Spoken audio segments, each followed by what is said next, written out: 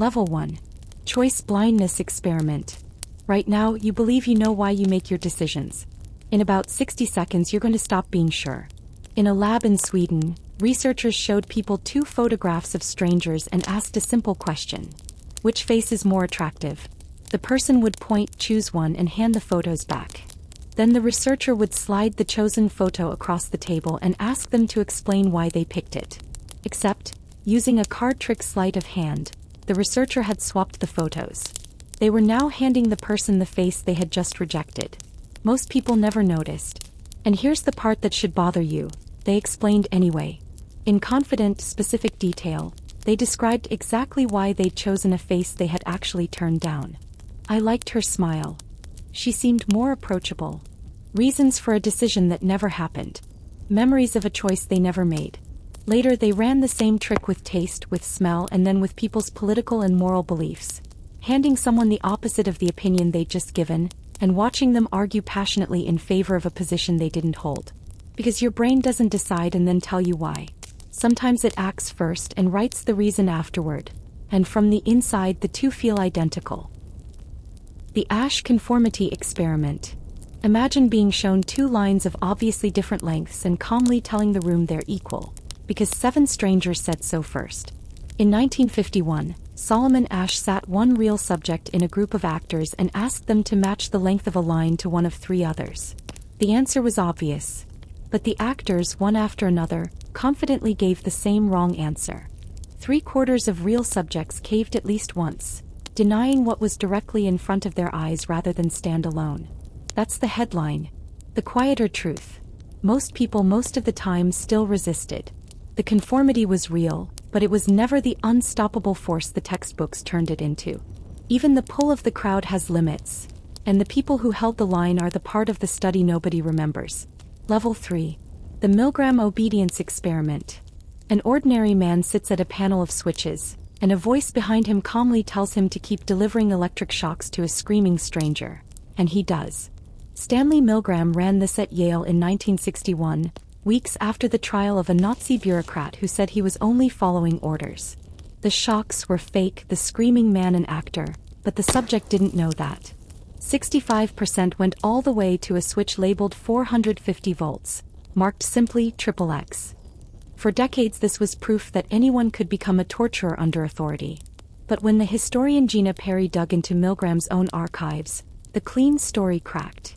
Experimenters improvised, prodded far harder than reported, and many subjects later said they'd sensed it wasn't real. The obedience was there. The certainty around it was manufactured. Level 4. The Stanford Prison Experiment. Hand a group of ordinary college students the role of prison guard, and within days they're allegedly abusing other students for fun. That was the legend of the Stanford Prison Experiment. In 1971, Philip Zimbardo turned a basement into a fake prison, assigned volunteers as guards or prisoners, and shut it down after 6 days when the guards turned cruel. It became the most famous experiment in psychology. Put good people in an evil situation and the situation wins. Except the recordings tell a different story. Zimbardo's team coached the guards on how to be tough. One guard later admitted he was performing a character. The cruelty wasn't an emergence of human nature. It was, in part, directed. Remember that, because much later on this list 2 researchers will try to run it again and get the opposite result. Level 5. The Bystander Effect. A woman is attacked outside an apartment building while dozens of people supposedly watch from their windows and do nothing. That 1964 case lit the fuse for one of psychology's most repeated ideas, the bystander effect. John Darley and Bibb Latané built experiments showing that the more people present during an emergency, the less likely any one of them is to help, because responsibility dissolves across the crowd. Each person assumes someone else will act. The lab data was real. But the original news story was exaggerated. Many witnesses actually did react.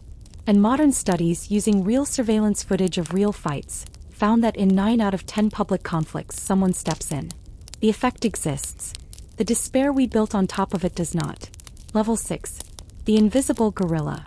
Watch a video, count how many times the players in white pass a basketball, and you will very likely fail to see the person in a gorilla suit who walks straight through the middle, beats their chest and strolls off. Daniel Simons and Christopher Chabry built this in 1999, and roughly half of all viewers locked onto the counting task never see the gorilla at all. They swear it wasn't there. Then you replay it and there it is, impossible to miss. This is the proof that attention is not a camera. You don't see the world. You see the sliver of it you're paying for, and your brain quietly deletes the rest, including sometimes the most obvious thing in the frame. Level 7. The Little Albert Experiment.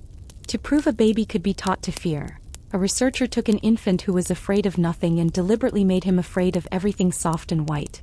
In 1920, John Watson and Rosalie Rayner exposed a 9-month-old known as Little Albert to a white rat, which he happily reached for, then began clanging a steel bar behind his head each time he touched it. Soon the child screamed at the rat alone, then at rabbits, at cotton, at a Santa Claus mask. Fear manufactured and generalized in a baby. They never reversed the conditioning. The child left, and Watson's notes on what became of him are murky to this day. The experiment was never properly replicated, the ethics are now unthinkable, and yet it sits in every textbook. A single, unrepeatable child carrying the entire weight of a theory. Level 8. Pavlov's dogs. A dog starts drooling not at the sight of food but at the sound of a bell. And in that small fact is the blueprint for half of what controls your behavior. Ivan Pavlov, a Russian physiologist around 1900, was actually studying digestion when he noticed his dogs salivated before the food even arrived. He paired a neutral signal with feeding again and again, until the signal alone triggered the body's response. Classical conditioning.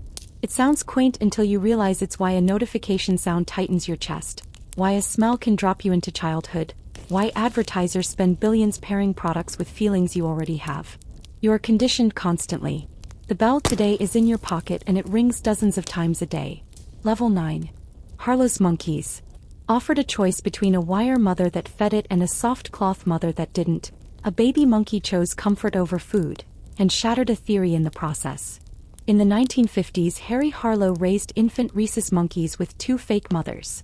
One made of wire that dispensed milk, one wrapped in soft cloth that gave nothing but warmth. The prevailing belief was that love was just a byproduct of feeding.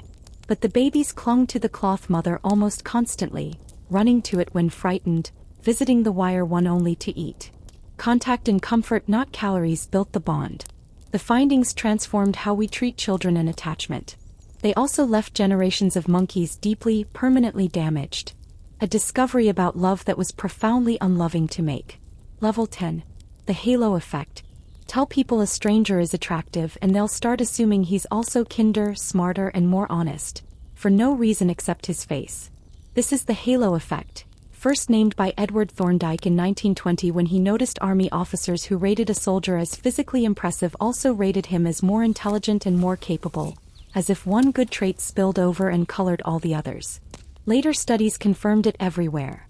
Attractive defendants get lighter sentences, good-looking job candidates get hired. A confident voice reads as competence. Your mind hates a mixed picture.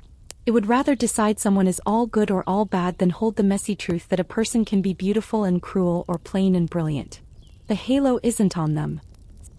Level 11. The False Consensus Effect. Whatever you believe, you almost certainly think far more people agree with you than actually do. In 1977, Lee Ross asked students to walk around campus wearing a sandwich board that said, "Eat at Joe's." Those who agreed to wear it assumed most other students would too. Those who refused assumed most others would also refuse. Both sides were sure the world looked like them. That's the false consensus effect. We treat our own choices as normal, common, obvious, and quietly assume the silent majority is on our side. It's why your political opinions feel like simple common sense, why your habits feel universal, and why being confronted with how many people genuinely think the opposite can feel less like disagreement and more like a glitch in reality. Level 12. The Mere Exposure Effect. The more often you see something, even something meaningless, even something you don't consciously notice, the more you will like it. Robert Zajonc demonstrated this in the 1960s by flashing people nonsense words, foreign characters, and unfamiliar faces. The images shown most often were rated most pleasant for no reason the viewers could explain. Mere exposure. Familiarity itself, stripped of any quality, breeds affection. It's why a song you hated grows on you by the 10th play, why brands pay simply to be seen again and again. and why the candidate whose name you've heard most starts to feel trustworthy. Your preferences are quietly shaped not by what's good, but by what's repeated. Repetition is a form of persuasion that never has to make an argument. The foot in the door technique. The easiest way to get someone to agree to something big is to first get them to agree to something tiny. In 1966, Friedman and Fraser asked California homeowners to put a small sign about safe driving in their window. Most agreed it was nothing. Weeks later, a different person asked those same homeowners to install an enormous, ugly, "Drive carefully" billboard on their front lawn. The ones who'd said yes to the tiny sign agreed to the monstrous one at more than triple the normal rate. That's the foot in the door. Each small yes rewrites how you see yourself. I'm the kind of person who supports this. And the next, larger request feels consistent with who you've already become. Manipulation rarely starts with the big ask. It starts with one you'd never think to refuse. Level 14. The door in the face technique. There's also a mirror image trick. Ask for something outrageous first, get rejected, then ask for what you actually wanted. Robert Cialdini tested this by asking students to volunteer as unpaid counselors for juvenile delinquents 2 hours a week for 2 years. Almost everyone said no. Then he asked the same people for something far smaller. Chaperone a single zoo trip. Compliance jumped dramatically compared to people asked only about the zoo. That's the door in the face. Your refusal of the huge request creates a sense that the other person has compromised and now it's your turn. You feel the pull of reciprocity for a concession that was never really a concession. The first ask was never meant to succeed. It existed only to make the second one feel reasonable. Level 15. The broken windows experiment. One broken window left unrepaired can quietly give an entire neighborhood permission to fall apart.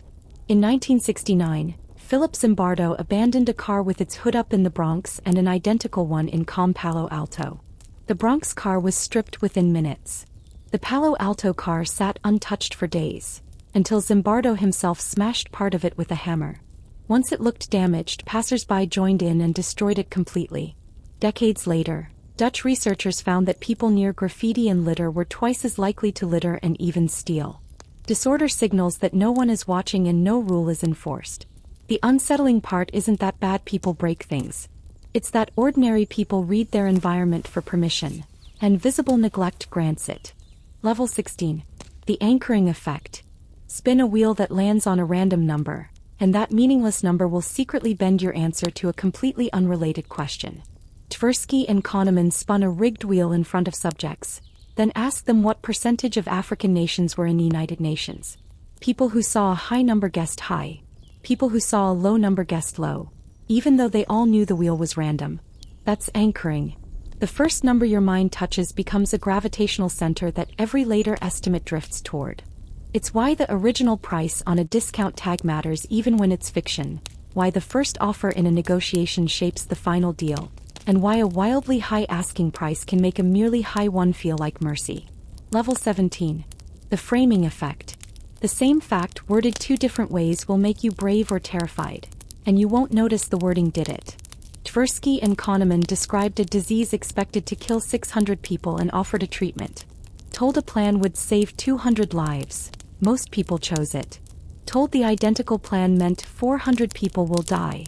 Most people rejected it. Same outcome. Same numbers. Opposite decisions. That's the framing effect.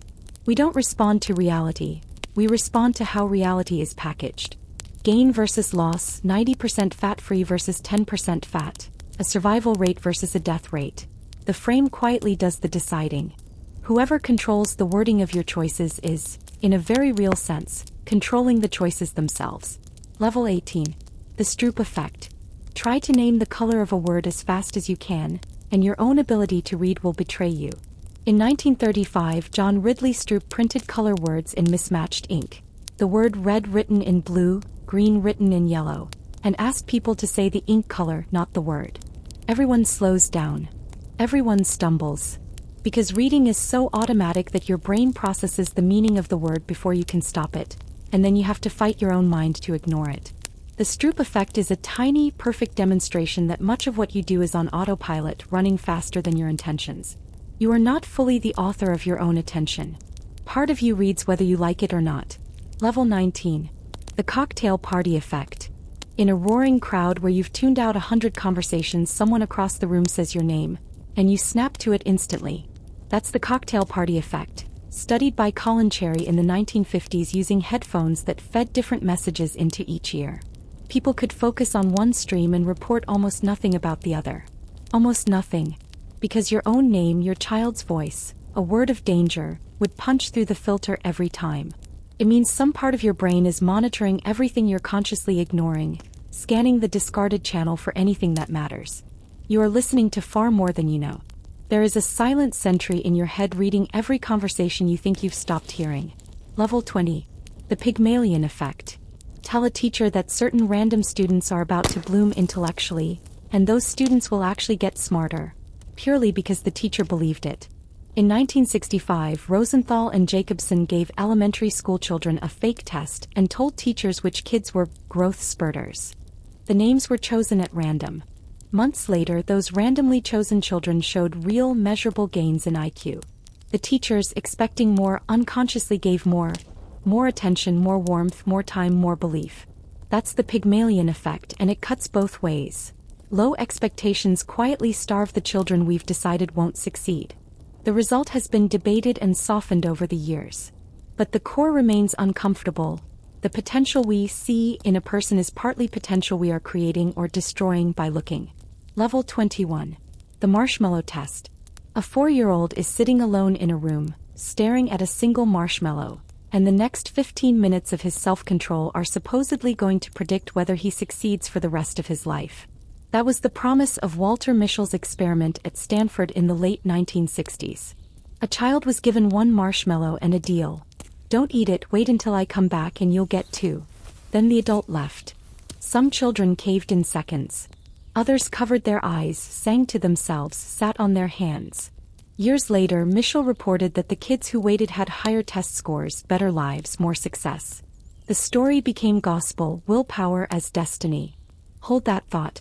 Because near the end of this list we'll come back to those marshmallows, and what a much larger study found will quietly dismantle everything you just heard. Level 22. The Robbers Cave Experiment.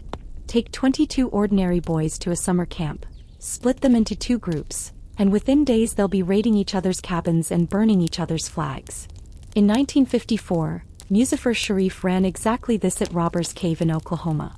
The Eagles and the Rattlers, strangers a week earlier, descended into genuine hatred over nothing but a line drawn between them, then were reunited only when forced to solve shared problems, like fixing the camp's water supply together. The lesson: shared goals dissolve tribal hate. But there's a buried chapter. Sharif had run an earlier version where the boys refused to turn on each other and instead united against the researchers.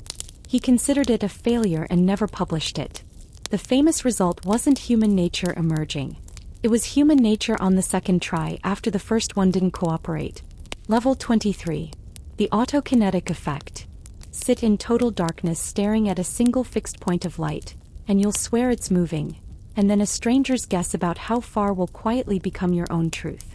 The light isn't moving at all. It's an illusion of the eye in the dark, the Autokinetic Effect.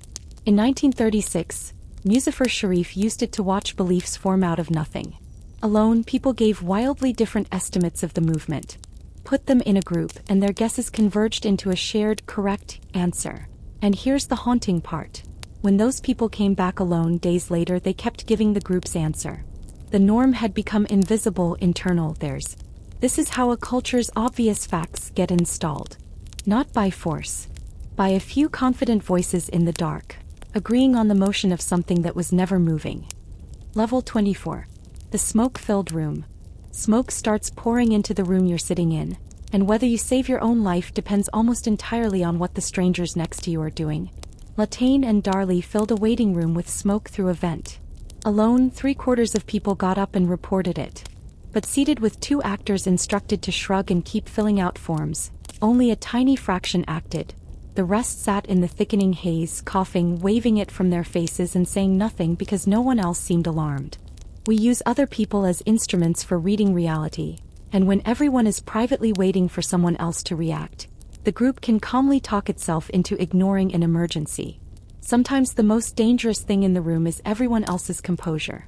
Level 25. The Good Samaritan Study. A man lies slumped and groaning in a doorway, and whether a passing seminary student stops to help comes down to one thing: whether he thinks he's running late. In 1973, Darley and Batson sent religious students to give a talk, some on the parable of the Good Samaritan itself. On the way, each passed a man planted in distress. The students told they had plenty of time mostly stopped. The ones told they were late mostly stepped over him. Some literally, including students on their way to preach about helping strangers. Goodness, it turned out, wasn't a fixed trait you carry. It was startlingly hostage to a trivial circumstance. The gap between the person you believe you are and the person a tight schedule turns you into is smaller and crueler than you'd like. Level 26. The Lost Letter Experiment. Scatter hundreds of stamped, addressed letters on the sidewalk and watch which ones strangers bother to mail. And you've measured the secret prejudices of an entire city. Stanley Milgram invented this lost letter technique in the 1960s. The letters looked dropped by accident, already stamped, ready to post. The only difference was the addressee. Letters addressed to medical research associates were returned at high rates. Letters to friends of the Nazi Party were quietly pocketed or binned. By doing nothing more than choosing whether to drop an envelope in a box, ordinary people revealed what they'd never say aloud on a survey. It's one of the purest tools ever built for catching a society in an honest moment. Measuring not what people claim to believe, but what they'll lift a finger for when they think no one is counting. Level 27. The Photocopier Study.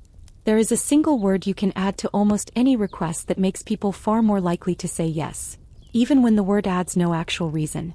In 1978, Ellen Langer had someone cut a photocopier line with 3 different scripts. May I use the copier? Got moderate compliance. May I use the copier because I'm in a rush? Worked better. A real reason. But, may I use the copier because I have to make copies? A reason that says nothing, a sentence that loops back on itself. Worked almost as well as the real one. The word was because. It triggers an automatic script in the brain. A reason is coming, comply. We often aren't listening for good reasons. We're listening for the shape of one. Compliance can run on the grammar of justification alone. Level 28. The Chameleon Effect. Without knowing it, you copy the posture, gestures, and speech of whoever you're talking to, and the more you copy them, the more they like you. In 1999, Chartrand and Barg had a confederate subtly rub their face or shake their foot during a conversation. The unsuspecting subjects began doing the same unconsciously within minutes. The Chameleon Effect. And when the confederate deliberately mirrored the subject's own movements, the subject reported liking them more and finding the interaction smoother, without any idea why. Mimicry is a social glue you secrete automatically. It's why rapport feels like chemistry when it's often just synchrony. Skilled manipulators do it on purpose. But most of the time, you and everyone around you are running this silent dance constantly, syncing bodies and moods, becoming briefly physically alike. Level 29. The Benjamin Franklin Effect. The fastest way to make someone like you isn't to do them a favor. It's to ask them for one. Benjamin Franklin claimed he won over a political rival not with flattery but by asking to borrow a rare book. The man lent it. Afterward he was warmer, friendlier, an ally. Researchers later confirmed the pattern. People who do you a small favor end up liking you more. The mind hates contradiction. Having helped you, it quietly reasons, I must like this person. Otherwise, why would I have bothered? Your behavior leads and your feelings scramble to justify it. It means liking is not only the cause of kindness but sometimes the result of it. And the surest path into someone's good graces can be to let them invest a little effort in you. Level 30. Cognitive Dissonance. When your actions and your beliefs collide, it's usually your beliefs that quietly surrender. This is cognitive dissonance, named by Leon Festinger in 1957. The deep discomfort of holding 2 contradictory things at once, and the mind's relentless drive to resolve it. The catch is which one gives way. You'd assume belief drives behavior. Often it's the reverse. You do something that doesn't fit who you think you are, and rather than admit the conflict, you revise the self. The smoker decides the risks are overblown. The buyer of an overpriced thing decides it was worth it. The person who hurt someone decides they deserved it. Dissonance is the engine of self-justification, and it runs so smoothly you experience its output not as a rationalization, but as your honest, settled opinion. Level 31. Forced compliance. Pay someone a fortune to lie and they'll shrug it off, but pay them almost nothing and they'll start to believe the lie themselves. This is forced compliance, and it's the cleanest proof of how dissonance reshapes belief. When you're well paid to say something false, you have a tidy excuse. I did it for the money. No conflict, no need to change your mind. But when you do it for almost nothing, that excuse vanishes. You're left holding a contradiction. I said it and I had no good reason, and the only way to relieve the pressure is to decide you actually meant it.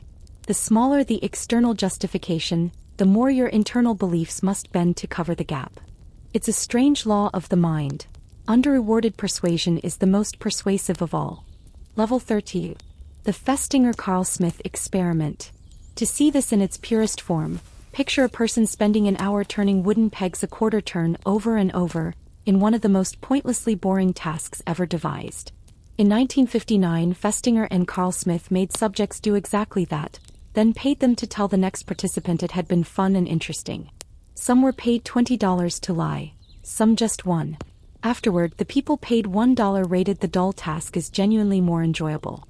The $20 group didn't. They had their excuse. The $1 group had nothing to justify the lie except convincing themselves it was partly true. They turned tedium into pleasure inside their own memory, not for a reward, but to escape the discomfort of having lied for nearly nothing. Belief followed behavior, exactly backwards from how we imagine ourselves to work. Level 33. The Fundamental Attribution Error. When a stranger cuts you off in traffic, he's a reckless jerk. When you do it, you are in a hurry, and that double standard is wired into how you see everyone. This is the fundamental attribution error. In 1967, Jones and Harris had people read essays supporting a dictator, told plainly that the writers had been assigned the position with no choice. It shouldn't have revealed anything about the writer's real views. Yet readers still concluded the authors must personally believe what they wrote. We explain other people's behavior by their character.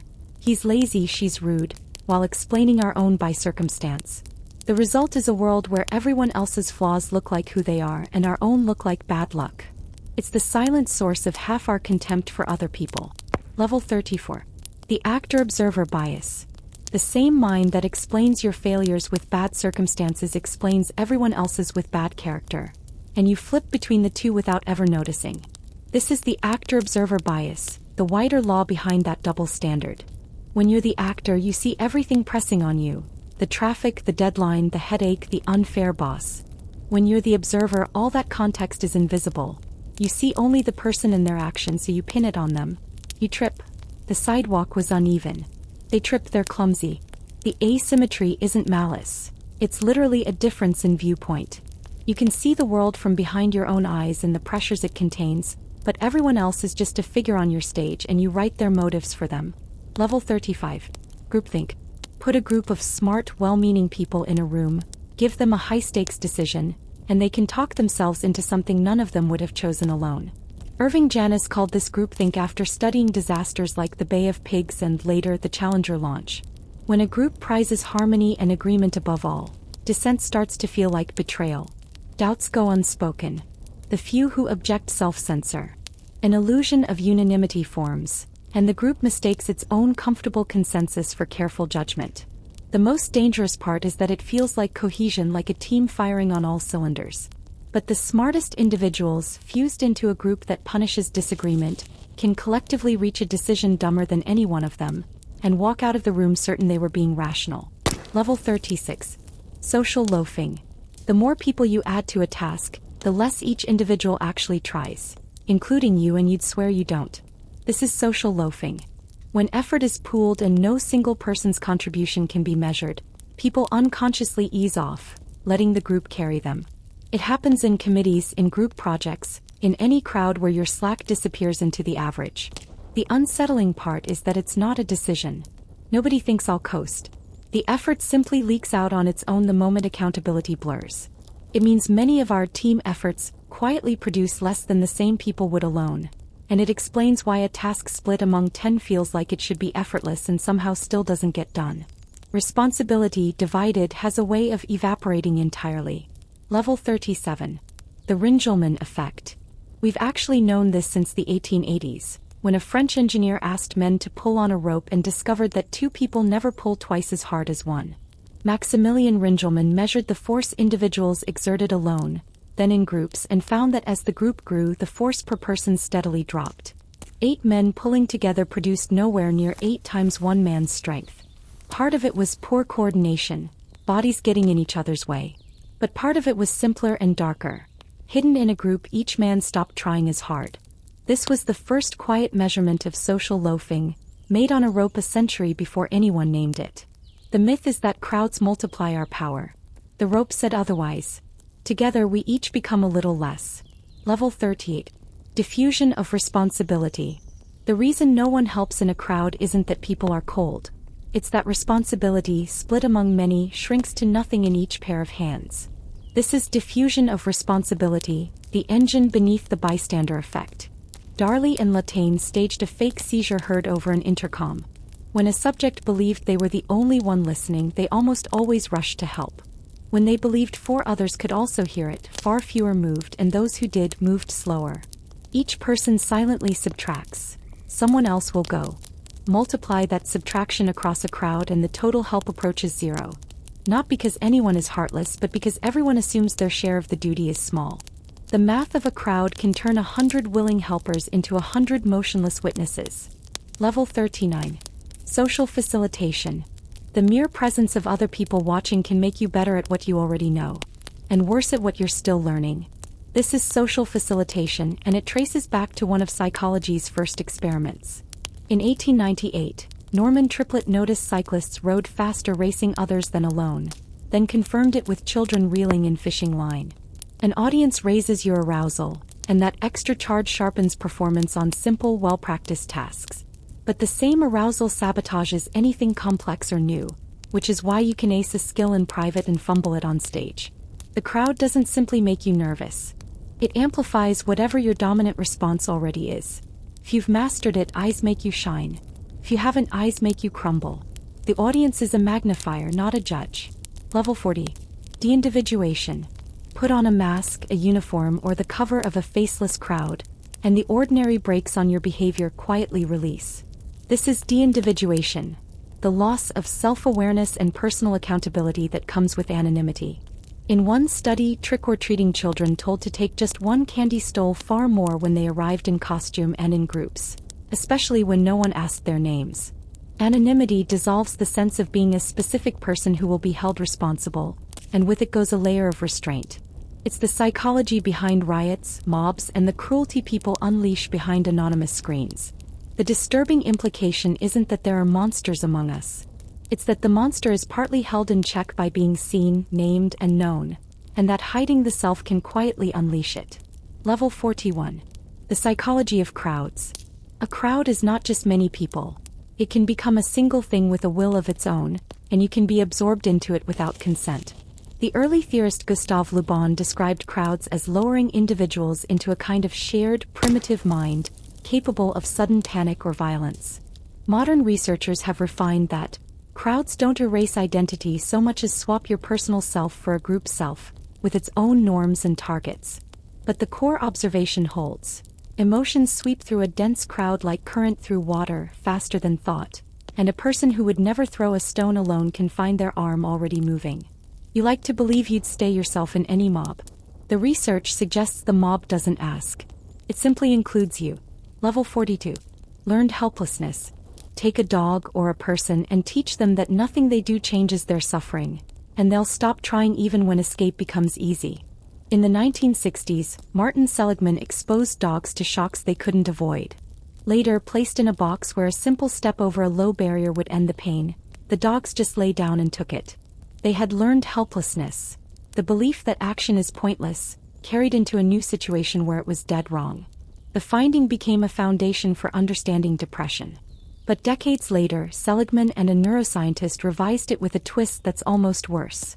The brain's default, they argued, is helplessness. Passivity in the face of pain isn't learned. What we actually learn slowly and against the grain is the rarer thing, that we can have control at all. Level 43. The Overjustification Effect. Pay a child to do something they already love and you can make them stop loving it. In 1973, Lepper, Green, and Nisbet watched preschoolers who drew for the sheer joy of it. They promised some of the kids a reward for drawing, gave others a surprise reward and left a third group unpaid. Later, the children who'd been promised a reward drew far less on their own. The play had been turned into work. This is the overjustification effect. When an external reward gets attached to something you do for its own sake, your mind quietly reassigns the motive. I must be doing this for the prize, not because I want to.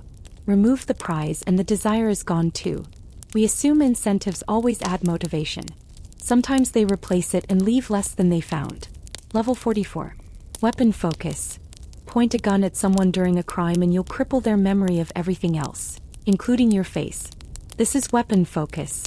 When a weapon enters a frightening scene, witnesses' eyes and attention lock onto it, narrowing like a spotlight, and the surrounding details, the attacker's features, clothing, the room, go dim and unrecorded. Studies tracking eye movements show people stare at the weapon far longer than any other object, and their later descriptions of the perpetrator collapse in accuracy. The terror that should burn a memory in actually burns a hole in it. It means the most traumatic crimes can produce the least reliable witnesses, and a victim's confident certainty about a face may rest on almost nothing. Fear doesn't sharpen the camera. It points it at the one thing that can't help you later. Level 45. The Misinformation Effect. Show people a car crash, then change a single word in your question and you can rewrite what they remember seeing. In 1974, Elizabeth Loftus showed subjects a film of an accident and asked how fast the cars were going. For some she used the word hit. For others, smashed. The smashed group not only estimated higher speeds. A week later, many of them confidently remembered broken glass at the scene. There was no broken glass. This is the misinformation effect, and it's terrifyingly easy to trigger. A leading question, a suggestion, a wording, slips into memory and merges seamlessly with the real thing. You don't store the past like a recording. You reconstruct it each time, and anything introduced along the way can be quietly stitched in, indistinguishable, remembered as if it had always been there. Level 46. The Lost in the Mall Study. With nothing but suggestion, a researcher can make you vividly remember a childhood event that never happened. Elizabeth Loftus proved it with what became known as the Lost in the Mall Study. Subjects were given short accounts of real childhood events from their families, plus one fabricated story, getting lost in a shopping mall as a young child, frightened, eventually rescued by a kind stranger. After a few sessions of being gently asked to recall more, a quarter of participants remembered it.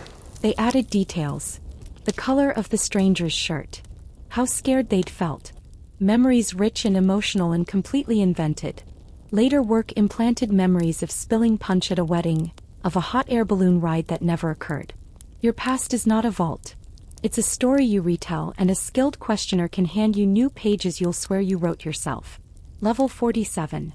Eyewitness Testimony. The single most persuasive thing in a courtroom, a confident eyewitness pointing and saying, "That's him," is also one of the least reliable, and people have gone to prison and to death because of it. Decades of Loftus's research and the hundreds of convictions later overturned by DNA evidence tell the same story. Human memory is malleable, suggestible, and overconfident. A witness's certainty does not track their accuracy. Lineups can nudge them. Repeated questioning can harden a guess into a memory. The face of an innocent bystander, glimpsed nearby, can graft itself onto the memory of the crime. Juries trust eyewitnesses because the brain feels like a recorder, and we extend that feeling to others. But the recorder is a myth. We are all editing the tape all the time, and sometimes the edit sends the wrong person away forever. Level 48. Change blindness. A stranger stops you on the street to ask for directions, and while you're talking, they're secretly replaced by a completely different person, and you keep talking as if nothing happened. Simons and Levin staged this in 1998. A researcher asked a pedestrian for directions. Mid-conversation, two workers carried a large door between them, and behind that brief screen, the original researcher swapped places with someone of a different height, different build, different clothes, different voice. Half the pedestrians never noticed they were now talking to a stranger. This is change blindness. We assume we hold a rich, stable picture of the world, but we actually retain shockingly little, refreshing only what we glance at. The man in front of you can become a different man entirely, and your mind, busy with the conversation, will paper over the scene without ever telling you. Level 49. Selective Attention. You walk through the world convinced you see what's in front of you, but you only ever see the narrow slice your attention has paid for, and the rest never reaches you at all. This is the deeper principle behind the gorilla and the swapped stranger. Selective attention. Your senses take in a flood of information far more than the brain can use, so attention acts as a brutal gatekeeper, admitting a thread and discarding an ocean. What you don't attend to isn't dimly noticed. For the most part, it simply doesn't exist for you. The world you experience feels complete, seamless, total. It is in fact a tight beam moving across a darkness you never perceive, and the seamlessness is the trick. Your brain doesn't show you the gaps, so you assume there are none. You are always seeing less than everything and feeling like you see it all. Level 50. Inattentional blindness.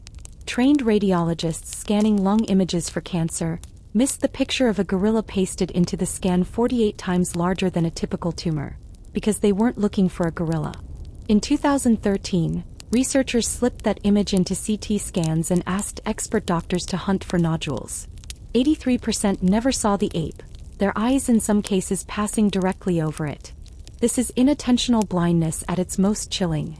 Not laypeople missing a stunt, but experts doing their actual jobs, blind to the obvious because their attention was tuned to something else. It means expertise doesn't cure the blindness. It can deepen it, narrowing focus so tightly that the unexpected, however large, falls into the void. What you're searching for shapes what you're capable of seeing. And everything you aren't searching for can stand right in front of you, invisible. Level 51. Authority symbols. Put a man in a uniform and tell a stranger to obey him and they will, even when the order is bizarre and the uniform means nothing. In 1974, Leonard Bickman had assistants on a New York street order passers-by to do odd things. Pick up a paper bag, give a coin to a stranger, stand on the other side of a bus stop sign. Dressed in ordinary clothes, the assistant was obeyed by a minority. Dressed as a security guard with no real authority over anyone, he was obeyed by the majority. And people kept obeying even after he walked away. We aren't reading credentials or rights. We're reading symbols, and a uniform is a costume that hijacks the part of the mind that defers to authority. The badge does most of the work. The person inside it barely matters. Level 52. The uniform effect. The same uniform can make one person more violent and another more gentle. The costume reaches in and changes the behavior of the body wearing it. In 1979, Johnson and Downing dressed subjects either in robes and hoods resembling the Ku Klux Klan or in nurses' uniforms, then gave them the chance to deliver shocks. The hooded subjects shocked more. The ones dressed as nurses shocked less, sometimes reducing the intensity below the baseline.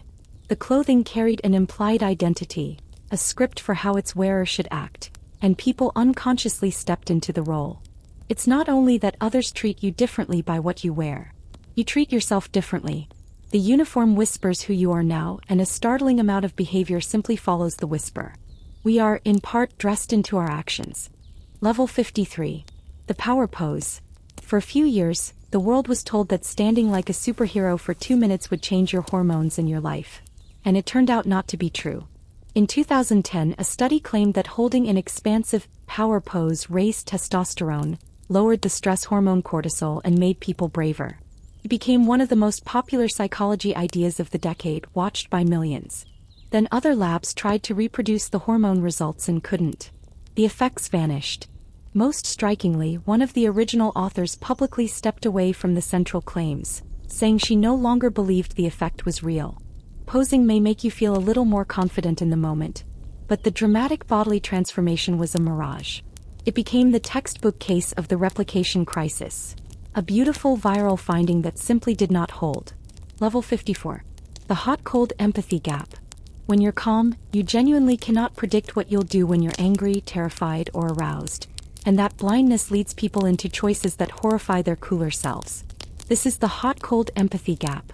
In a cold state, you underestimate how completely a hot state will hijack you. In a hot state, you can't summon how reasonable you felt moments before.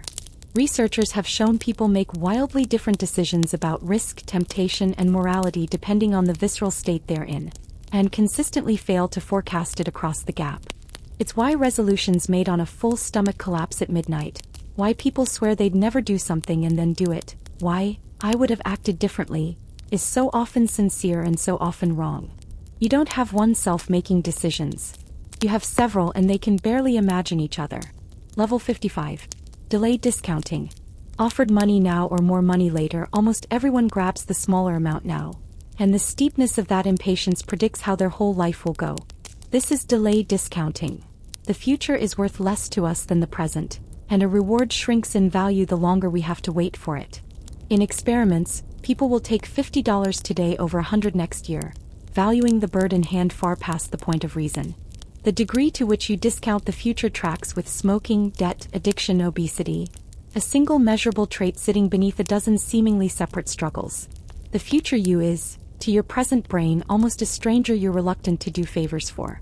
Self-control, in large part, is the slow project of caring about that stranger as if they were you. Because they are. Level 56.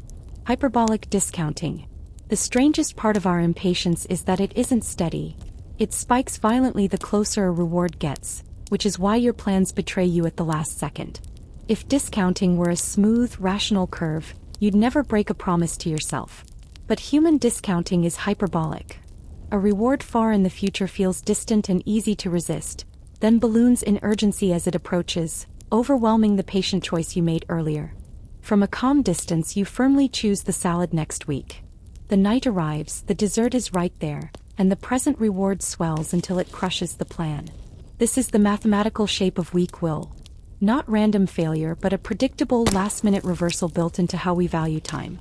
You will keep making good long-range plans and breaking them at the finish line, because the curve bends exactly when it matters most. Level 57. Risk compensation. Make something safer and people will use it more dangerously, until the danger comes roughly back to where it started. This is risk compensation, and it ambushes our best intentions. When cars got anti-lock brakes, some studies found drivers followed closer and braked later, spending the new safety margin on speed rather than survival. Skydivers, climbers, football players in better helmets. Again and again, improved protection nudges behavior toward more risk. We seem to carry an internal thermostat for danger, a level of risk we're each willing to tolerate, and when a safety feature drops us below it, we unconsciously climb back up. It doesn't erase all the benefit, but it means the gleaming new safeguard rarely delivers the full protection it promises, because the human inside quietly adjusts, trading the margin away for the thrill or the speed it allows. Level 58. The Scarcity Effect. The instant something becomes scarce, you want it more, even if it was worthless to you a moment before. In 1975, Stephen Wurtzel offered people cookies from a jar. Some saw a jar with 10 cookies, others a jar with only 2. The people shown the nearly empty jar rated the cookies as more desirable and more valuable, identical cookies, made precious by their scarcity. It got stronger still when subjects watched a jar of 10 get reduced to 2 before their eyes. A loss of abundance drove desire highest of all. This is why only 3 left in stock, limited time, and exclusive work on you even when you see the trick. Scarcity is read by the brain as a signal of value and a threat of loss at once. The thing didn't change. This rarity did, and rarity alone made you reach. Level 59. The Endowment Effect. Give someone an object for free, and within minutes they'll demand twice as much to give it up as they'd have paid to get it. This is the Endowment Effect. In a classic study, Kahneman, Netsch, and Thaler handed half-a-room coffee mugs and let people trade. The owners suddenly priced their mugs at around twice what the non-owners were willing to pay, for the very same mug, assigned at random seconds earlier. Mere ownership inflates value. The moment something is yours, parting with it registers as a loss, and losses hurt more than equivalent gains feel good. It's why you can't bring yourself to sell the cluttered things you'd never buy again, why free trials convert so well, why letting go always costs more than it should. Possession isn't just 9/10 of the law. It rewires the price your mind will accept. Level 60. Loss aversion. Losing $100 hurts about twice as much as gaining $100 feels good. And that lopsided math secretly governs nearly every choice you make.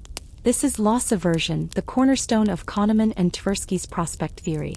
We are not balanced calculators weighing gains and losses evenly. We are creatures who fear losing far more than we crave winning. It's why investors cling to failing stocks rather than crystallize a loss. Why people refuse a coin flip to win 150 against losing 100 even though the odds favor them.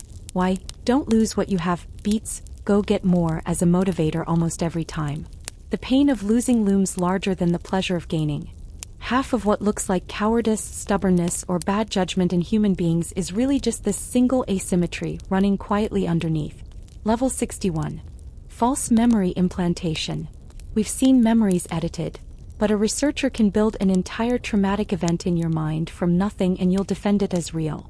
Beyond getting lost in a mall, studies have convinced adults they once nearly drowned and were rescued by a lifeguard, that they survived a vicious animal attack, even that they committed a crime as a teenager and were questioned by police. None of it true. With repeated, gentle suggestion and a few plausible details, a large fraction of people don't just accept the false memory. They enrich it with sensory specifics, emotion, and certainty. The implanted memory becomes indistinguishable from a real one, sometimes more vivid. It means the line between what happened to you and what you were merely told happened is far thinner than you believe. And that under the right pressure, a confident, detailed, deeply felt memory can be pure fabrication. Level 62. The DRM Word-List Experiment. There's a list of words you can read right now that will make you remember a word that was never there. It's called the DRM paradigm. You hear bed, rest, awake, tired, dream, night, blanket, doze, slumber, snore, pillow. Moments later you're asked whether sleep was on the list. A huge proportion of people are certain it was. It wasn't. Every word pointed toward sleep, so your brain, gisting the theme, generated the central word and filed it as something you'd actually heard. False memories aren't only implanted by manipulative researchers. Your own mind manufactures them constantly, filling in the most obvious missing piece and stamping it as genuine recollection. This one you can run on yourself and still fail knowing the trick. The machinery doesn't care that you've been warned. It builds the memory anyway and hands it to you as real. Level 63. The split brain experiments. In some people, the left and right halves of the brain have been surgically separated. And what they reveal is that there may be two minds inside one skull and only one of them can speak. To treat severe epilepsy, surgeons once cut the corpus callosum, the bridge between the hemispheres. Roger Sperry and Michael Gazzaniga then studied these split-brain patients and found something uncanny. Show information only to the right hemisphere, which can't talk, and the patient will act on it. Reach for an object, make a face. While the left, speaking hemisphere, having no idea why, instantly invents a confident explanation.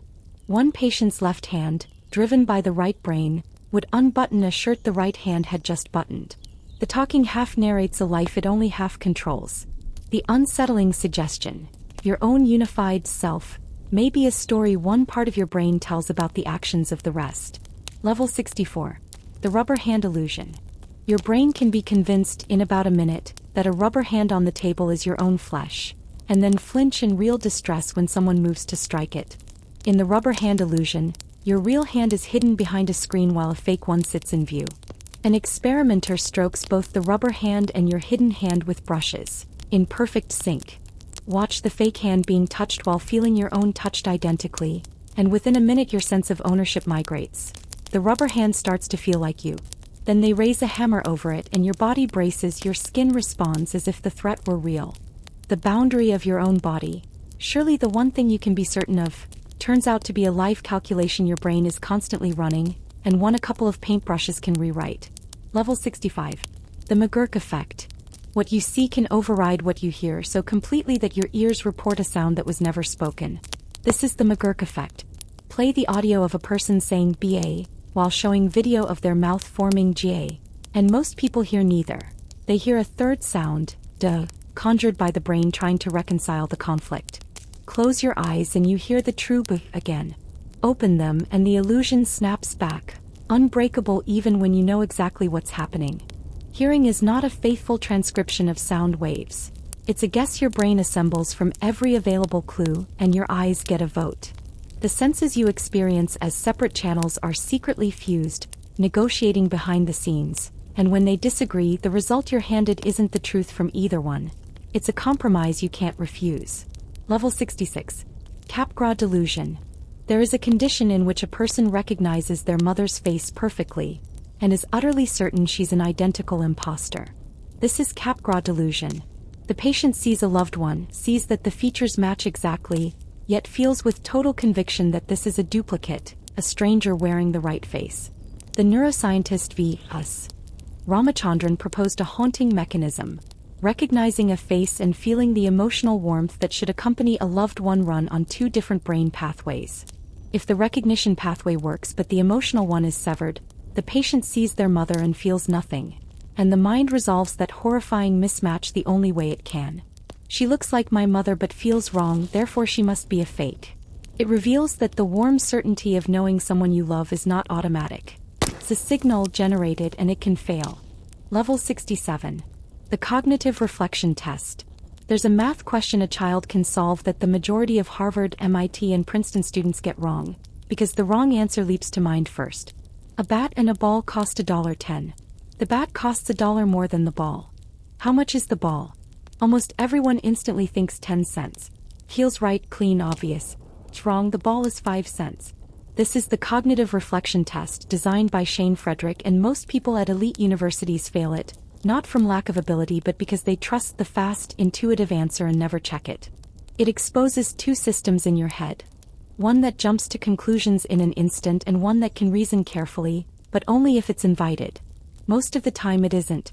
We run on the fast system and it is confidently, repeatedly wrong. Level 68. The Dunning-Kruger Effect. The people most likely to overestimate their competence are the ones who have the least of it, because the very skill they lack is the skill needed to see they lack it. This is the Dunning-Kruger Effect, from a 1999 Cornell study where the worst performers on tests of logic and grammar wildly overrated their scores, while top performers slightly underrated theirs. To know you're bad at something, you often need the same expertise that would make you good at it. So incompetence comes wrapped in a blindness to itself. The expert, meanwhile, assumes that what's easy for them is easy for everyone and quietly doubts. Statisticians have argued some of the original effect is a measurement artifact, and the debate continues. But the lived pattern is hard to unsee. Loud certainty often marks the shallow end and real depth tends to come with doubt. Level 69. The Illusion of Explanatory Depth.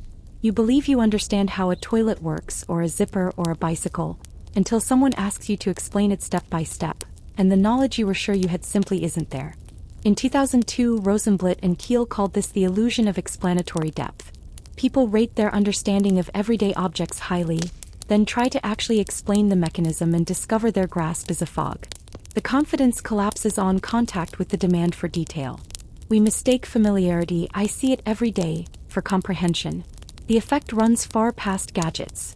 People feel they understand policies, economies, other people's motives with a depth that evaporates the moment they're asked to spell it out.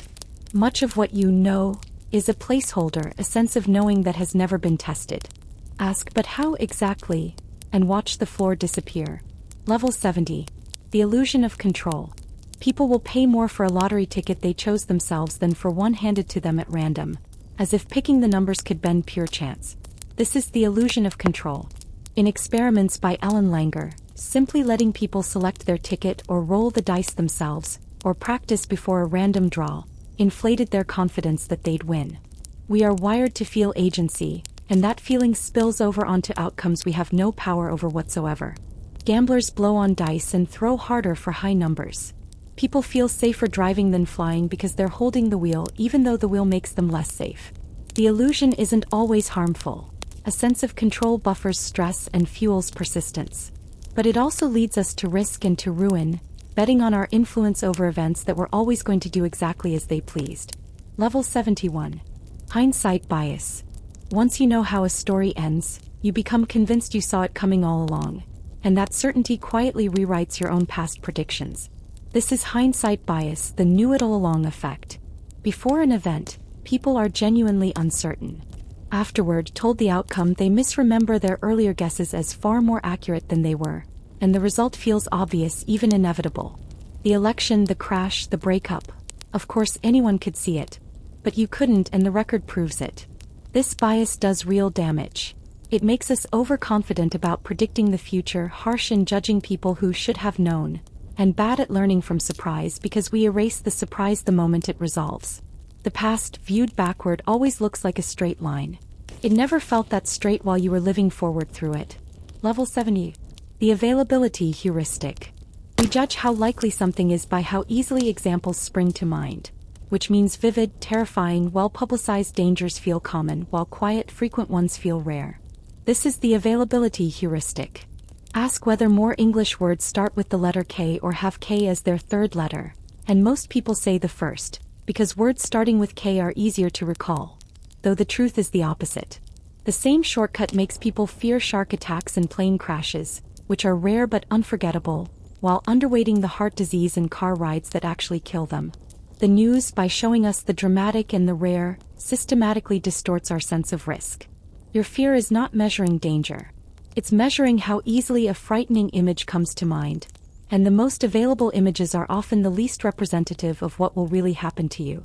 Level 73. The Representativeness Heuristic. Told that a quiet, bookish woman is either a librarian or a farmer. Almost everyone says librarian, ignoring that there are vastly more farmers, so the odds favor farmer regardless. This is the representativeness heuristic. We judge probability by how well something matches a stereotype, not by the actual base rates. Kahneman and Tversky made it famous with Linda, described as a deeply progressive philosophy graduate, then asked whether she was more likely a bank teller, or a bank teller and a feminist activist. Most chose the second, even though it's logically impossible for a combination to be more likely than one of its parts alone. The story was just too fitting.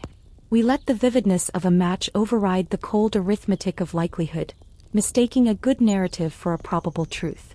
The world runs on base rates. Our intuition runs on stereotypes. Level 74. The sunk cost fallacy. The more time, money, or effort you've already poured into something failing, the harder it becomes to walk away, even though what's spent is gone no matter what you do. This is the sunk cost fallacy. Rationally, only the future matters. Will continuing be worth it from here? But the mind refuses to let go of what it's already buried. You sit through the bad movie because you paid for the ticket. You stay in the dead-end project, the failing business, the broken relationship, because leaving would waste everything you've invested, as if pouring in more could somehow redeem the past. Can't. The sunk cost is sunk. Yet the pull is so strong that nations escalate losing wars and people pour savings into ventures they know are doomed, all to avoid the pain of admitting the earlier cost is already irreversibly lost. Level 75. Confirmation bias. You don't search for the truth. You search for evidence that you were right, and your mind quietly looks away from everything else. This is confirmation bias, perhaps the most pervasive flaw in human reasoning. In Peter Wayson's experiments, people given a hidden rule to discover tested only examples they expected to confirm, almost never trying the cases that could prove them wrong, and so they clung to false rules with confidence. We do this everywhere. We read the news that agrees with us, remember the hits and forget the misses, interpret ambiguous facts in our favor. The danger is that confirmation bias feels exactly like being thorough. You gather evidence, you reason, you conclude, but you only counted the votes for your own side. A belief defended only by the facts that flatter it can feel ironclad and be completely wrong. Level 76. Belief perseverance. Show someone the proof that their belief is false, and very often the belief doesn't die. It just learns to live without its reason. This is belief perseverance. In one study, people were given fake feedback that they were unusually good or bad at telling real suicide notes from fake ones.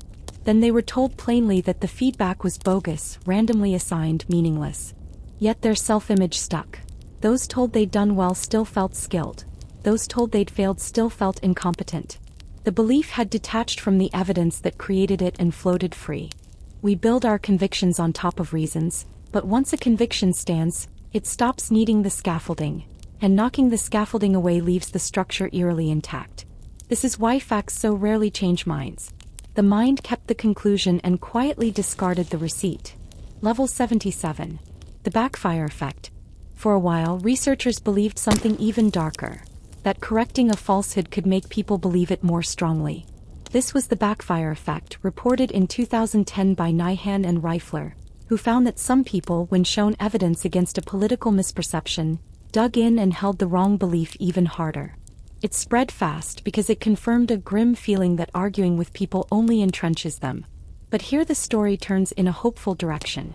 When other researchers tried to reproduce the Backfire Effect across many topics and thousands of people, they largely couldn't find it.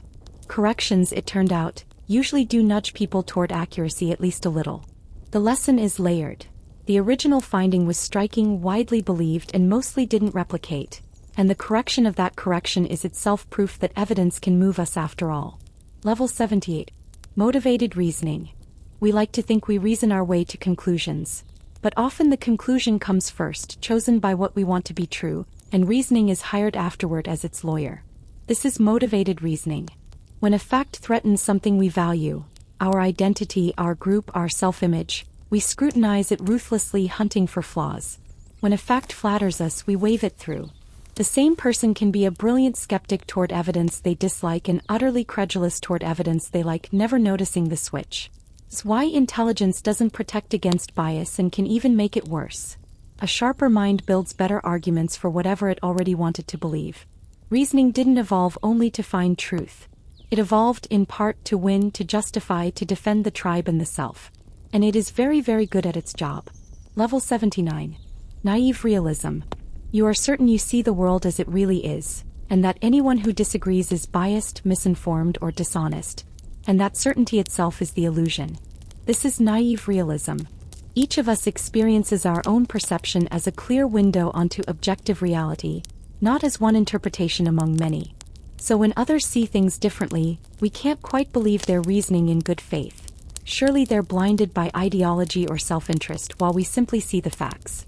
Researchers have shown that opposing partisans each view the very same news coverage as biased against their side. The hostile media effect. Each convinced the slant is real and only the other side is fooled. The hardest bias to grasp is the one that hides the existence of your own lens. You don't see reality. You see your model of it, mistaking the map for the territory. Level 80. The cognitive miser. Underneath all of these, the shortcuts, the biases, the snap judgments, lies one simple fact. The brain is profoundly lazy, and it is lazy on purpose. Psychologists call us cognitive misers. Thinking is metabolically expensive and slow, so the mind hoards effort, defaulting to whatever cheap shortcut will mostly work. We stereotype because it's cheaper than evaluating each person. We follow the crowd because it's cheaper than analyzing. We accept the first plausible answer because checking costs energy we'd rather not spend. This isn't a defect bolted onto an otherwise rational machine. It's the operating principle. Careful, deliberate reasoning is the exception, summoned only when something forces it. The miracle is not that we're so often irrational. It's that a mind built to conserve effort above all, taking constant shortcuts through a world too complex to fully compute, gets as much right as it does. Level 81. The monster study. To prove that stuttering could be created in a healthy child, researchers in 1939 took 22 orphans and deliberately tried to give them the disorder. The scientist behind it believed stuttering wasn't inborn, that it could be installed in a fluent child by an adult who simply kept insisting something was wrong with the way they spoke. So that's what his graduate student did. Children who spoke perfectly normally were told over and over that they were stuttering, that they must stop, that their speech was failing. Some grew withdrawn. Some stopped speaking in class. A few carried the damage for the rest of their lives. The conditioning was never undone, the results stayed buried for 60 years, and even the team understood what they'd done. Among themselves, they called it the monster study. A theory tested by deliberately wounding children who had no one to protect them. Level 82. The third wave. A high school history teacher, asked how ordinary Germans could have followed the Nazis, decided to stop explaining and start demonstrating. And within 4 days he had built a fascist movement out of his own students. In 1967 in Palo Alto, Ron Jones launched what he called the third wave. It began with strict discipline, a salute, a slogan about strength through community. He expected it to fizzle. Instead it spread like fire. Students recruited others, turned in classmates who criticized the movement, felt the intoxicating pull of belonging to something powerful and certain. By the fourth day, over 200 were swept up. Jones ended it by gathering them to meet their national leader, and showed them footage of Hitler. The experiment worked far too well. It proved his point and frightened everyone because the students had felt in their own bodies how easy the descent really is. Level 83. The Blue Eyes, Brown Eyes Experiment. The day after Martin Luther King Jr. was assassinated, a teacher in an all-white Iowa town divided her third graders by eye color to let them feel racism from the inside. And the transformation was immediate and chilling. In 1968, Jane Elliott told her class that blue-eyed children were smarter and better, gave them privileges, and watched the brown-eyed children wilt, growing timid, doing worse on their work, suddenly treated as lesser by friends they'd had yesterday. The blue-eyed kids turned arrogant and even cruel within hours. The next day she reversed it and the pattern flipped just as fast. Children became what they were told they were and turned on each other along a line as meaningless as eye color. It was a lesson no lecture could deliver. It also showed how little it takes, a single sentence from an authority, to manufacture a hierarchy and the contempt that comes with it. Level 84. The Tea Room Trade Study. A sociologist wanted to understand a hidden world, so he posed as a lookout to observe strangers' most private encounters, then tracked them to their homes to interview them under a false identity. In the late 1960s, Lord Humphreys studied anonymous sexual encounters between men in public restrooms, taking on the role of a watcher to observe without revealing he was a researcher. He recorded the license plates of the men, traced their addresses, and later, disguised claiming to be a health surveyor, visited their homes to question them, many of them living otherwise private lives, some married. His findings humanized a stigmatized group and challenged ugly stereotypes. But the method ignited a firestorm over consent and privacy that reshaped research ethics forever. It stands as one of the sharpest dilemmas in the field. Knowledge gained by deceiving and exposing vulnerable people in an era when that exposure could destroy them. Level 85. The Rosenhan Experiment. 8 perfectly sane people checked themselves into psychiatric hospitals in 1973 and discovered there was no way to prove they weren't insane. In David Rosenhan's study, the pseudo-patients reported hearing a single word, thud, then behaved completely normally once admitted. None were caught. They were diagnosed, mostly with schizophrenia, held for an average of 19 days, and their ordinary actions were reinterpreted through the lens of their label. Taking notes became writing behavior, boredom became pathology. They were released not as healthy but as in remission. The study devastated psychiatry's confidence in its own diagnoses. And there's a final twist. Years later, the journalist Susanna Cahalan investigated Rosenhan's records and found reason to believe parts of the study may have been exaggerated or even fabricated. A landmark experiment about the unreliability of diagnosis may itself be unreliable, which only deepens the unease. Level 86. Milgram's Variations. Milgram's headline number, that 2/3 of people would shock a stranger to death on command, was never the most revealing part. The variations were. When Milgram changed the conditions, obedience swung wildly. Move the victim into the same room, where the subject could see and hear them suffer, and compliance dropped sharply. Make the subject hold the victim's hand onto the shock plate, and it dropped further. Have the authority give orders by telephone instead of in person, and many subjects cheated, delivering lower shocks or lying about it. Most striking of all, place the subject among peers who refused to continue, and obedience collapsed almost completely. The lesson hidden in the variations is more hopeful than the famous figure. We are not simply obedient. Our obedience is exquisitely sensitive to distance, to presence, to whether anyone else dares to say no first. Level 87. The BBC Prison Study. When 2 researchers set out to recreate the Stanford prison experiment for the BBC in 2002, they expected the guards to turn tyrannical again. They didn't. Riker and Haslam assigned volunteers as guards and prisoners and watched closely. And this time the guards were reluctant to impose authority, uncomfortable wielding power, while the prisoners grew increasingly organized and cohesive, eventually challenging and overturning the hierarchy. The descent into cruelty that Zimbardo treated as nearly automatic simply did not occur. The difference suggested that the original wasn't capturing some inevitable law of human nature at all. People don't mindlessly conform to a brutal role handed to them. Whether a group turns oppressive depends on whether its members come to identify with the role and believe in its legitimacy. Tyranny isn't switched on by a uniform. It has to be sold and bought. Level 88. The Stanford Prison Experiment re-examined. The most famous experiment in psychology may have shown us almost nothing about human nature, and we're only now admitting it. When the French researcher Thibault Le Texier examined the Stanford prison experiment's original archives in 2018, the legend fell apart. The recordings revealed that guards were given explicit instructions to be tough and create the right atmosphere. The prisoner whose breakdown became iconic later said he was faking it to get out and study. The spontaneous descent into evil was substantially staged, coached, and selectively reported. For nearly 50 years, this experiment taught millions that situation overpowers character, that anyone becomes a monster in the wrong role. The reality is murkier and, in a way, more important. One of the pillars of modern psychology was built on a demonstration its own creator helped direct. Some of what we know about ourselves is theater we forgot was scripted. Level 89. The minimal group paradigm. Flip a coin to sort people into two meaningless groups, and they will instantly start favoring their own and shortchanging the others, over nothing at all.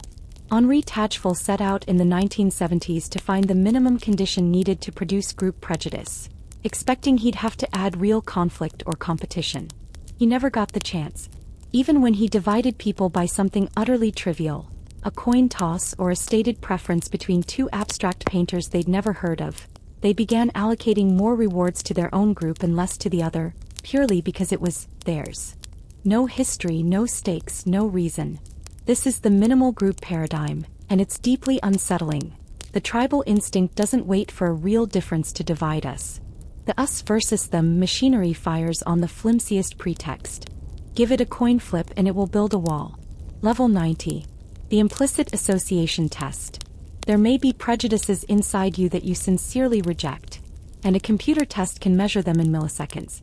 The implicit association test, introduced by Greenwald and Banerjee in 1998, asks you to rapidly sort words and faces into categories, and measures the tiny delays when you have to pair, say, a particular group with good. Those split-second hesitations, the theory goes, reveal automatic associations beneath your conscious values, biases you'd honestly deny and might be ashamed of. Millions have taken it, often disturbed by their results. But the test sits in fierce scientific dispute. Critics point out that a person's score can change from one sitting to the next, and that it predicts real-world discriminatory behavior only weakly. So it captures something, a layer of automatic association the mind runs without consent, while what exactly that something means and how much it governs what we do remains genuinely unresolved. Level 91. Shooter bias. In a split second, with a figure on a screen and a finger on a button, people are quicker to shoot an unarmed man if he belongs to a stereotyped group. A bias that operates faster than thought. In shooter bias experiments, subjects play a simple game. Targets appear holding either a gun or a harmless object, and you must shoot the armed ones and spare the rest. The results consistently show that the decision is shaped by the target's race, especially under time pressure.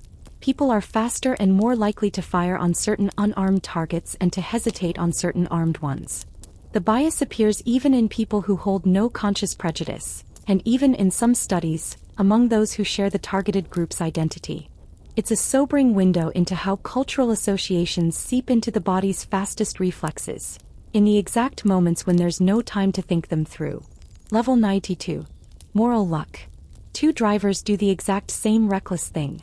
One arrives home safely and one kills a child who stepped off a curb, and we judge them as if they were morally different people, though only luck separated them. This is the problem of moral luck. By any clear principle, blame should attach to choices, not to outcomes the person didn't control. Yet study after study shows we punish the unlucky driver far more harshly, even though both made the identical decision. The outcome, pure chance, retroactively rewrites how guilty the action seems. It runs through our whole sense of justice. The failed assassin and the successful one, the negligent act that happens to harm and the same act that happens not to. We believe morality is about the will. Our judgments reveal we can't stop scoring it by results, holding people responsible for the dice. Level 93. The trolley problem. You can save 5 lives by sacrificing one. Would you pull a lever to do it? Almost everyone says yes. Now, would you push a large man off a footbridge with your own hands to stop the trolley and save the same 5? Almost everyone recoils. The math is identical. The feeling is not. The trolley problem, posed by philosophers and then taken into the lab, exposes that our moral judgments aren't run by one consistent calculator. When the harm is distant and impersonal, a lever, we reason coldly about numbers. When it's up close and physical, our hands on a body, an older emotional circuitry overrides the arithmetic and screams no. Brain imaging shows these two versions light up different regions. You don't have a single moral sense. You have at least two, and which one wins depends on how near the killing feels. Level 94. The ultimatum game. Offer 2 strangers free money to split. Let one decide the division and the other only accept or reject. and people will routinely set fire to their own cash to punish unfairness. This is the ultimatum game. If the first player offers a lopsided split, say $9 to themselves and $1 to you, pure logic says take the dollar. A dollar beats nothing.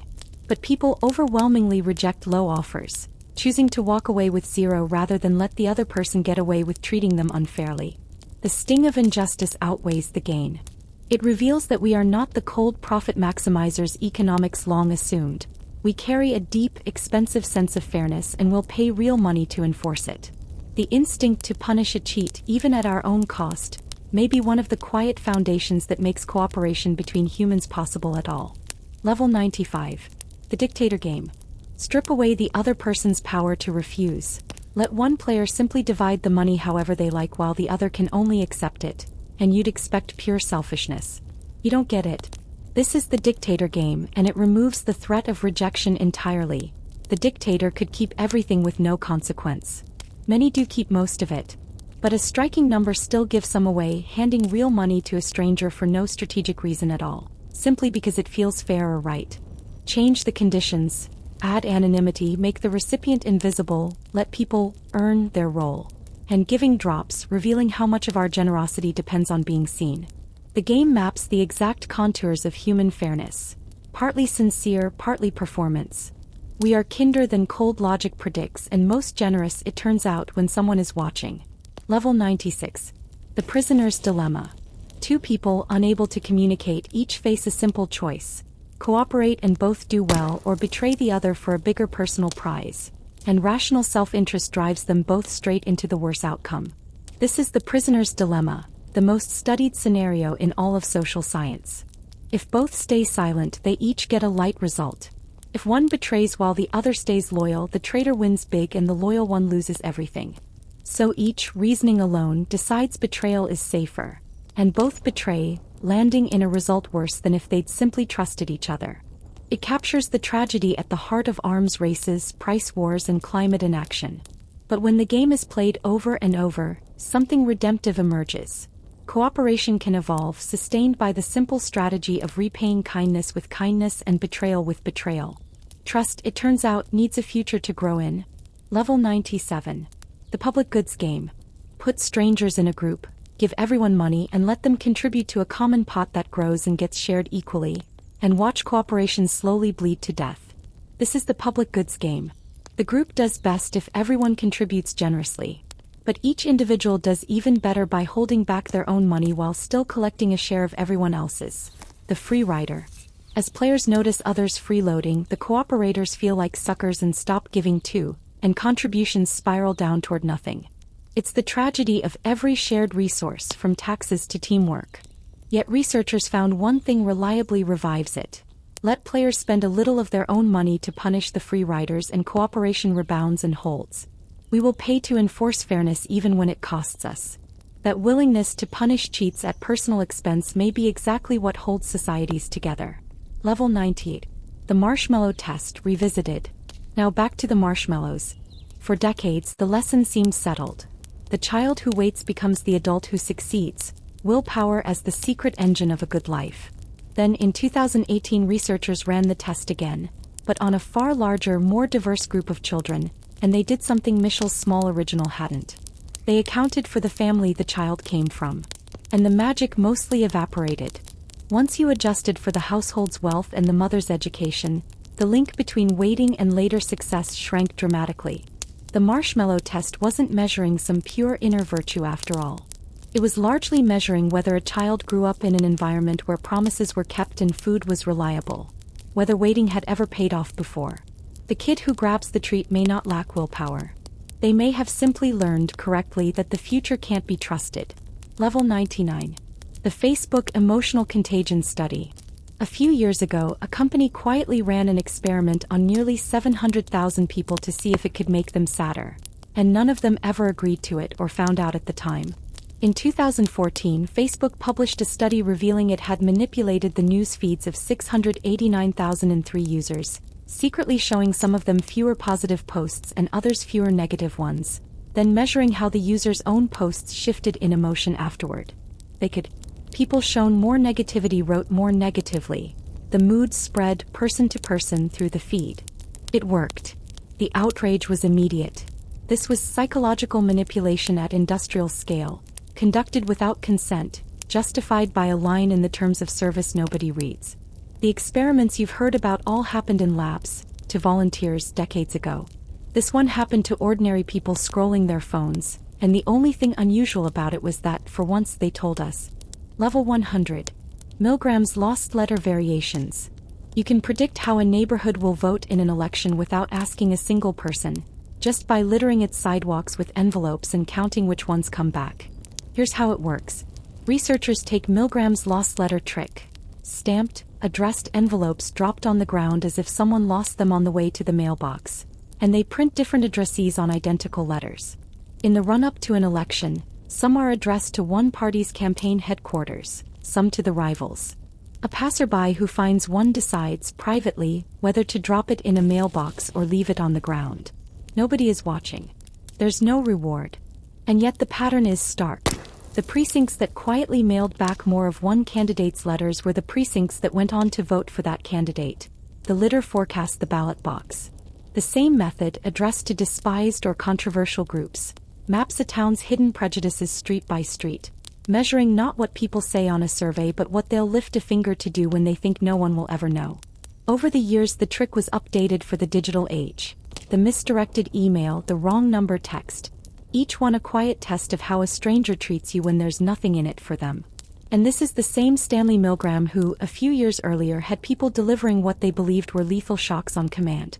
Which raises the obvious question. Was that obedience just a product of the anxious, conformist 1960s?